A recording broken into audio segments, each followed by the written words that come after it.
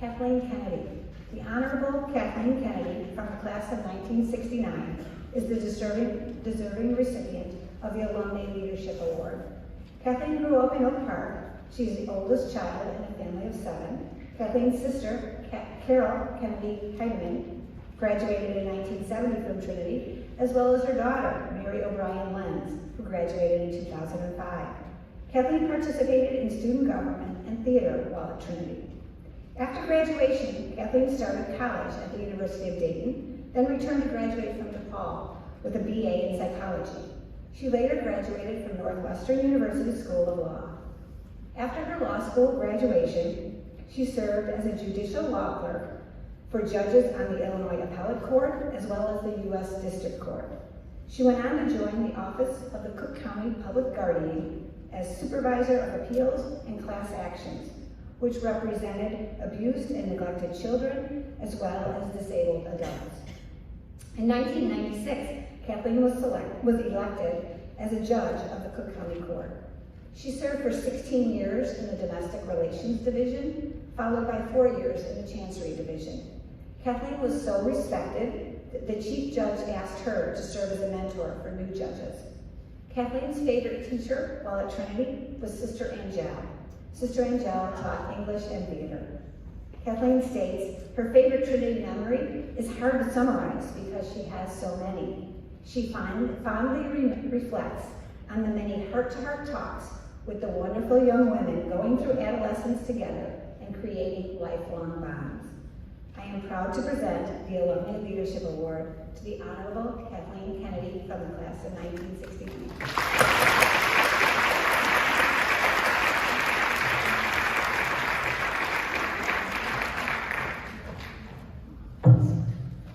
Good morning.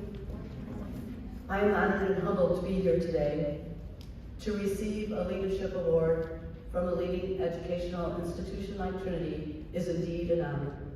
And to be singled out from among the countless Trinity educated leaders in the world is particularly humbling. Let's begin by thinking for a minute about leadership.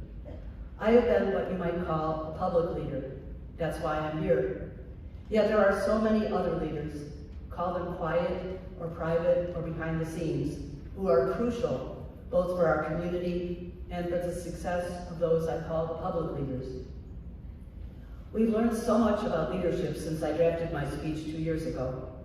We've seen how important and complicated good, strong public leadership can be. So much conflict to sort through, so many hard decisions to make.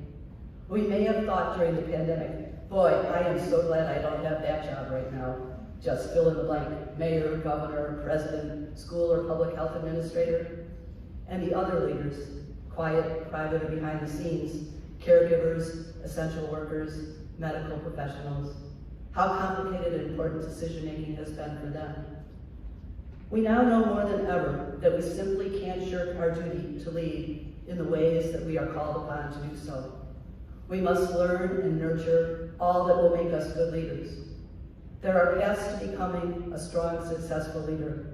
Certainly, a Trinity education is a huge step along your path. In fact, you are probably already leaders in many ways. Before I tell you about my path to public leadership, I'd like to dedicate my leadership award to 2 Trinity alums, leaders who inspired me, contributed to my public success, and sadly, passed away just over 2 years ago. My grief was fresh when I drafted this speech for the 2020 event. First, I dedicate this award to my stepmother, Mary Catherine Shanahan Kennedy, Trinity class of 1952, a leader in her devotion to her family and friends, and also to the 3rd graders who were lucky enough to have her as their teacher. Mary Kay's leadership in the realm of self-acceptance and unconditional love gave me courage when I needed it most. Also, Mary Kay's leadership inspired a few of us members of the Trinity class of 1969 to get together annually for what Mary Kay would call group therapy with her, quote, old broads, close quote. Second, I dedicate this award to my dear friend, Margaret Burler Hickson, Trinity class of 1969, whose sister is here to hear this. A leader in her devotion not only to her family, including her 5 wonderful children and her friends, but really to humankind, from the awkward Trinity classmate who had no other friends, to the unsatisfied Pottery Barn customer who wanted a refund. You see, Margie eventually traded her career in nursing for a career in retail, combining her genuine love for people with her love for shopping. Margie was truly the best person I've ever known. Her leadership in the realm of empathy and understanding inspired me to try to lead that way as a judge. Having dedicated my award to these 2 leaders, let me tell you about myself and the 3, how could there be anything other than 3 here at Trinity, leadership lessons I'd like to impart. First, a question. Do you know what you want to be when you grow up? We ask this of children beginning when they're less than 2, don't we? What a burdensome question for us to answer. Yet some know early on exactly what they want to be. For example, my sister, Dr. Carol Heidman, Trinity class of 1970, knew at age 5 that she wanted to be a doctor. Her path was clear. She recently retired after a rewarding medical career in which she shared her position as an anesthesiologist while raising 3 children. Unlike my sister, I did not know early on what I wanted to be. I certainly didn't dream of being a lawyer and a judge.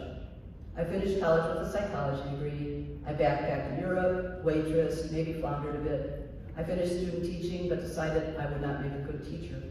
I took a job at the food stamp program, and there, a coworker happened to be preparing to take the law school admission test. I thought, I like reading and writing. Maybe law would be a good career for me. So here's leadership lesson number 1. Be open to the possibilities around you. I took the LSAT and did well enough to attend Northwestern Law School.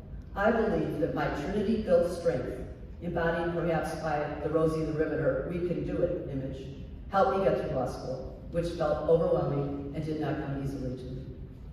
When I was in law school, one of my professors said, if you get mainly A's in law school, you'll likely go on to be a law professor. Mainly B's, you'll likely go on to be a judge. Mainly C's, you'll go out and make a lot of money. I got mainly B's, but that didn't make it clear to me that I should or could be a judge. And it occurred to me that having my first child during law school would be better than having my first child soon after when I was starting my first law job. So I took extra classes second year in order to have fewer classes during my third and hopefully baby year.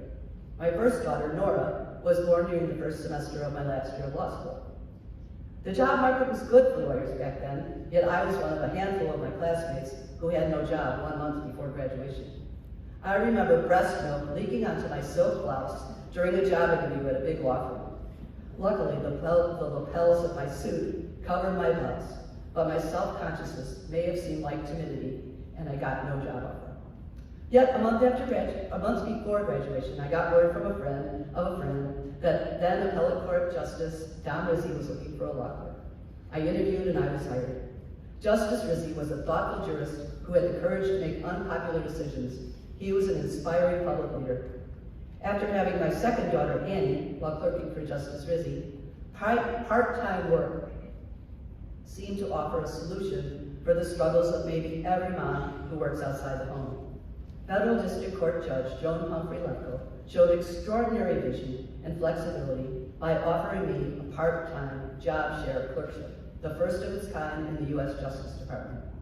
At the time, counting the judge, my co-clerk, the administrative assistant, and me, Judge Lefko's chambers posted 4 moms and 10 children under the age of 11, including my third daughter, Mary Elizabeth, Trinity class of 2005, who was born 13 weeks premature during my clerkship.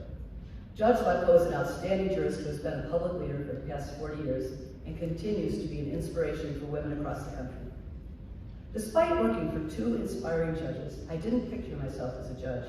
I became a lawyer for abused and neglected children. After several years, I was hired to fill one of several newly created hearing officer positions at juvenile court. I grew dissatisfied with the administration of the hearing officers, and I started to look for another job. Open to the possibilities around me, I learned that one of the other hearing officers was running for judge, and I asked her to help me. Here's leadership lesson number 2. Ask for help, which is easier to do when you remember that helping makes the helper feel good. My colleague noted that I wouldn't be running against her, so she told me exactly what I had to do to get my name on the ballot for the primary election. The work of becoming a judge began. I needed petitions signed by registered voters. The signature gathering process was hard. I asked lots of friends and relatives to help me. We stood on street corners. Many people had no interest in stopping to sign my petitions. I often felt rejected and tried not to take it personally. Sometimes people wouldn't sign unless I told them my views on abortion or the death penalty.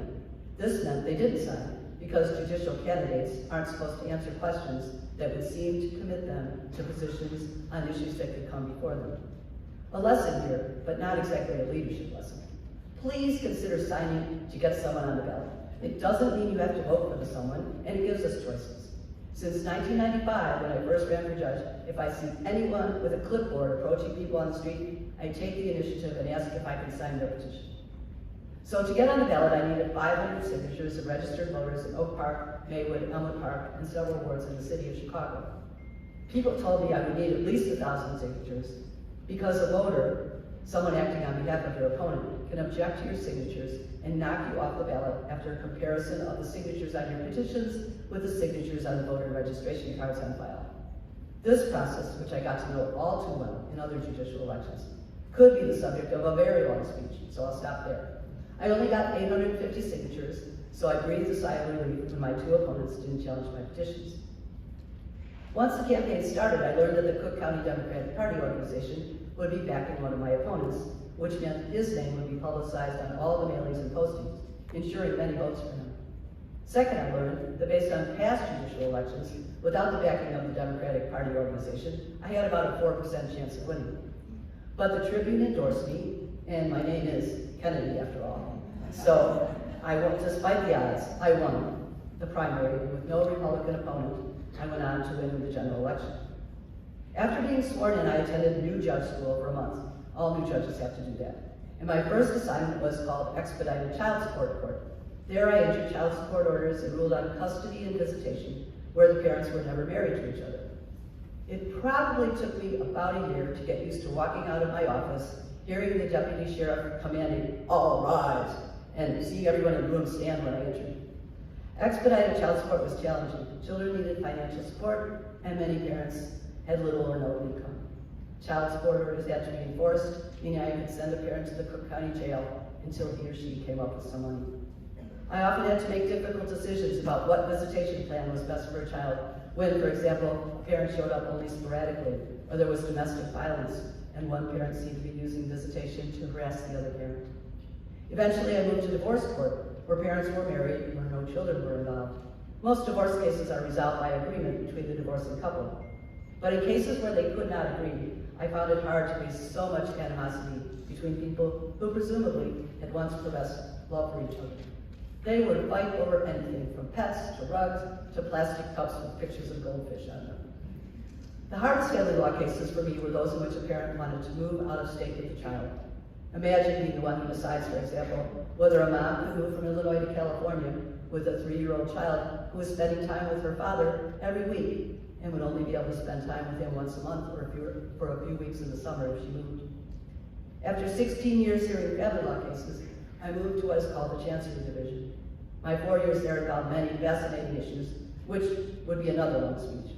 A few examples include whether a bed-bug-sniffing dog could remain in a condo that didn't allow pets, whether a police officer should be fired after he was caught off-duty changing the price stickers on items before he bought them, and whether a so-called house flipper should compensate the house buyers for the extreme flooding that she hadn't told them about, whether the city of Chicago was sending out proper notices for red light ticket fines, and right before I retired, a standing room only crowd in the courtroom in a case about a Fenton football game. Being a judge must be one of the most interesting jobs a person could have. Yet judicial power is huge. I always feared exercising that power incorrectly or harshly or without sufficient neutrality. I noticed that a witness could be so inarticulate or fearful that she seemed to be lying. But was she? How can you tell? I learned that it may be easy to listen, but it may be hard to hear. I suppose I wanted to be perfect, but I could only be my imperfect human self. We must recognize that each of us has a leadership role to play.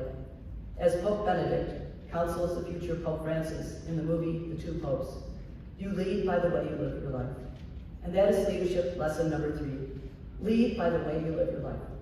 That may include being open to possibilities, asking for help, or like Mary Kay and Margie, being devoted to others and full of self-acceptance, unconditional love, empathy, and understanding. 2 last lessons here, again, not exactly leadership lessons. First, I encourage you to register to vote as soon as you're eligible in order to use your voting power to elect good leaders. Second, if you think being a judge sounds interesting, being a juror is the next best thing to being a judge. I wouldn't want to hear about any of you trying to get out of jury duty. A juror, just like a judge, listens to the evidence and decides what facts are true and whether the plaintiff in a civil matter or the prosecutor in a criminal matter proves their case. You won't get to wear a black robe, but everyone in the courtroom must rise when you enter. Thank you very much for honoring me with this award.